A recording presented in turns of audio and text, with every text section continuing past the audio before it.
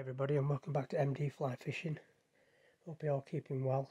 When I'm fishing my local river, which is usually about 2 foot, 2.5 foot deep for the majority of the places I fish, but when I come across some of the pools, they can get down to 4, 5 foot deep. Now I don't want to be incorporating a sinking line, but what I tend to do is I've developed a sink tip line. It's a 3 to 5 foot section of sinking line that I can adapt onto the end of my fly line very quickly, and if I'm fishing streamers I can get them down very fast to where I want them to be fished, and this enables me to actually fish them on a level surface. They won't be drifting up, they just fish at 3 or 4 foot depending how long I leave it to sink before I actually start pulling it back in. So let's look at it in more detail.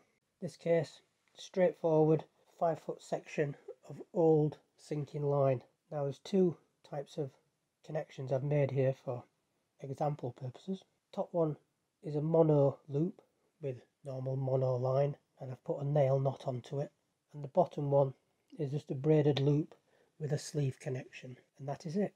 I just make sure the line is nice and clean and degreased before I connect it, so it drops through that water level quickly, taking the fly with it. So let's look at it in more detail. On this picture you can see the floating line is a weight forward 5, and I've used a loop connection that's connected to the sinking part to connect to the floating section, and I've made this about 5 foot long. And then there's another loop connection on the right hand side of the sink tip that then goes on to the leader, and in this case is a straightforward 9 foot leader, and then my streamer fly is on the end, and that is it. And again, it's a loop to loop connection to the fly line, and it's a loop connection to the leader. Straightforward. Fishes brilliantly. Next picture shows it in the water. We've got the fly line on the surface. Again, I've given it a little bit of extra protection to keep it high in the water and floating. Sinking line has dropped down. You don't have to make it 3 to 5 foot. You can make it as long as you want. And again, it's connected to the leader, and then it runs off to the streamer, which I'm fishing as deep down as possible. And in this case, probably 4 to 5 foot, and that is it.